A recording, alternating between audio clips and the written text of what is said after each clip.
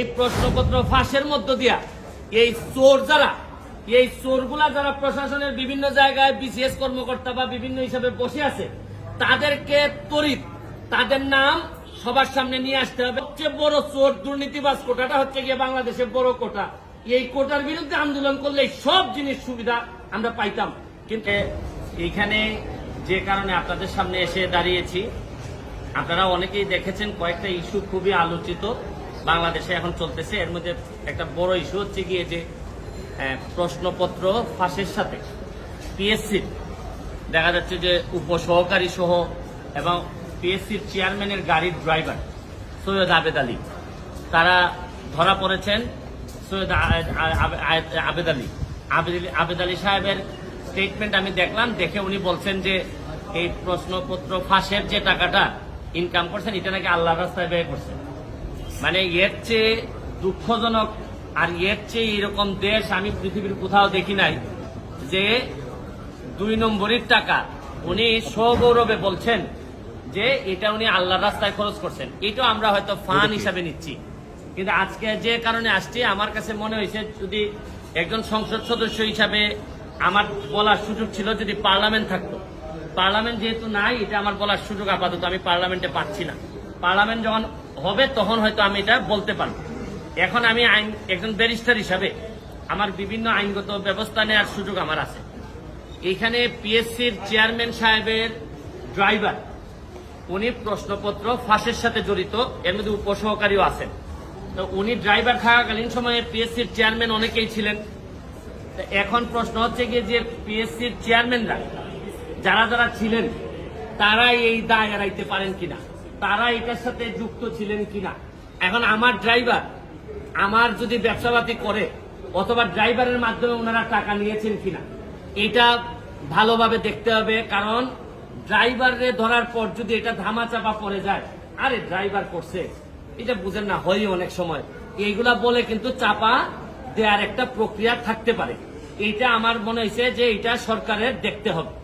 Second হচ্ছে কি, যে কারণে আমি মেইনলি আমার কাছে মনে হয়েছে যে এই প্রশ্নপত্র ফাঁসের কারণে সেই 33তম বিসিএস থেকে 33তম বিসিএস থেকে 46 পর্যন্ত এই পর্যন্ত উনার মাধ্যমে অনেকেই সরকারি চাকরি পেয়েছেন, বিসিএস কর্মকর্তা হয়েছে এই প্রশ্নপত্র ফাঁস করার মধ্য দিয়ে। তাইলে উনি যেহেতু ধরা পড়েছেন, তাইলে এখন যারা তদন্ত করতেছেন তাদের মেইন কাজ হবে এই প্রশ্নপত্র ফাঁসের মধ্য দিয়া এই চোরগুলা যারা প্রশাসনের বিভিন্ন জায়গায় বিসিএস কর্মকর্তা বা বিভিন্ন হিসাবে বসে আছে তাদেরকে ত্বরিত তাদের নাম সবার সামনে নিয়ে আসতে হবে এবং এদের বিরুদ্ধে ব্যবস্থা গ্রহণ করতে হবে। আমিও তো বলি মাঝে মধ্যে অনেক সরকারি কর্মকর্তা, ইভেন ডিসি ধরেন অনেক বড় বড় কর্মকর্তা, এদের কথাবার্তা আমার শুনলে মনে হয় যে আরে এত ইনকম্পিটেন্ট একটা লোক ডিসি হয় কিভাবে, একটা ইনকম্পিটেন্ট একটা লোক ইয়নো হয় কিভাবে। আমি যখন দেখি তখন আমার হিসাব মিলে না। এখন আইসা ওই সৈয়দ আবেদ আলীর মাধ্যমে আমার কিছু হিসাব মিলতেছে। তাইলে এই চোরগুলা ওই বিভিন্ন ভাবে ছড়াই পড়ছে। শুনেন, যুদ্ধাপরাধী মানবতা বিরোধী অপরাধীরা যে যে জায়গায় থাকে আমরা খুঁজে বের করি, এদেরকে দায়িত্ব দেই না। এদের সেই এই চোরগুলা কি কোনো অংশে কম? এরা সারা জীবন দেশটারে লুটতে খাবে। আরে এই আবেদ আলী তো চলে যাচ্ছে, আবেদ আলীর তো আর কোনো অসুবিধা নাই, যা বানানোর বানাই ফেলছে। আর এই যে আপনার ডাসার উপজেলা চেয়ারম্যান প্রার্থী হয়েছিল, আল্লাহ বাঁচাইছে ডাসার মানুষের, যে এই যে মাদারীপুর না এটা, হ্যাঁ এই কালকিনি না তো আবার কালকিনির পাশে, কালকিনিও তো বিখ্যাত বিভিন্ন কারণে। এই ডাসার উপজেলার মানুষ বাচ্চা যে তার মানে পাস করা না সে নির্বাচন করতে চাচ্ছিল, নির্বাচন হয় নাই। তার কাছে যে মেকানিজম ছিল তাতে আল্লাহ মাহবুব জানে হয়তো নির্বাচন হলে পাশও করে যেত। তো এখন হচ্ছে কি আমার মেইন নাইলে যদি এর ভিতরে আমি ব্যবস্থা না দেখি আমি হাইকোর্টের শরণাপন্ন হব। কারণ আমাদের তো জায়গা হচ্ছে কি হাইকোর্ট। যদি এই ব্যাপারে ব্যবস্থা গ্রহণ না করা হয়, কার আমলে এই ড্রাইভার সাহেব ছিলেন, পিএসসির চেয়ারম্যান, তাদের এইটার দায়িত্ব আছে কিনা, তারা এটার সাথে জড়িত কিনা। এরপর হচ্ছে গিয়ে এই প্রশ্নপত্র ফাঁসের ঘটনায় কারা কারা অবৈধ সন্তান হিসেবে প্রশাসনে জন্মগ্রহণ করছেন এবং জন্মগ্রহণ করে এখন বিভিন্নভাবে দলীয় তকমা লাগাইয়া ভালো ভালো অবস্থানে আছেন, এইটা আনতে হবে। শুনেন, কোটার জন্য আন্দোলন করে ছাত্ররা, সারা বাংলাদেশের মানুষ কোটার জন্য আন্দোলন করতেছে, কিন্তু এরা কি জানে যে সবচেয়ে বড় কোটা তো হচ্ছে গিয়ে চোর কোটা। এই প্রশ্নপত্র ফাঁসের কোটা এরা ধরেন অন্যান্য কোটা মুক্তিযোদ্ধা কোটা এগুলা নিয়ে আন্দোলন করতেছে, এগুলা নিয়ে আমি বলবো না, এটা আলাদা হিসাব।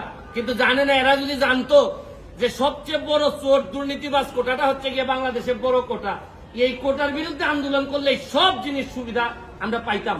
কিন্তু এটা আমি পরে হয়তো আরেকদিন বলবো। তবে এখন আমার বক্তব্য হচ্ছে স্পষ্ট, এদের বিরুদ্ধে কারা কারা প্রশাসনে আছেন তাদেরকে বের করে তাদেরকে আইনের আওতায় নিয়ে আসা হবে, নাইলে এই দায় সারা জীবন বাংলাদেশের বয়ে বেড়াতে হবে। আমি একজন এমপি হিসাবে, একজন ব্যারিস্টার হিসাবে আমি মনে করি এটা জাতির সামনে নিয়ে আসা আমার দায়িত্ব। আপনাদের মাধ্যমে আমি এটা ছড়াই দিতে চাই এবং আমি দেখতে চাই যে কি ব্যবস্থা গ্রহণ করছেন। নাইলে আমি মাননীয় প্রধানমন্ত্রীর কাছে প্রয়োজনে যাব, মাননীয় চিফ জাস্টিসের কাছে যাব, কারণ এইভাবে একটা দেশ চলতে পারে না। চেয়ারম্যানরা জড়িত ছিল কিনা এগুলা ওনারা নিজেরা কিভাবে করলো, প্রশ্ন যাতে পরবর্তীতে আউট না হয় এগুলা নিয়ে তদন্ত হোক। পিএসসি কিভাবে নিজে প্রোটেক্টেড হবে এইটার জন্য তদন্ত কমিটি করে তারা তাদের প্রোটেকশন বাড়ায়। কিন্তু এর আগে কারা কারা চোর ছিল, দুর্নীতিবাজ ছিল, বাটপার ছিল, এগুলা বের হয়ে আসা জরুরি সবচেয়ে বেশি। Thank you. পিএসসি কমিটি, এই যে বাংলাদেশের কমিটিটার আমি ভয় পাই আরো বেশি। কমিটি করলেই মনে করলেন যে দামা চাপা দেওয়ার জন্য একটা প্রক্রিয়া শুরু হইলো। আরে কমিটির কি কাজ? চোর ধরছে পুলিশ, চোর ধরার পর চোররে বলবে যে 8 বছর কে কে চোর আছে বল। এখানে আবার ভদ্রলোকের কমিটি করার দরকার আছে কি? পিএসসি হোক, টিএসসি হোক, যত এসসি হোক না কেন, চোর যারা যারা বলবে এই জায়গায় পুলিশ যাবে।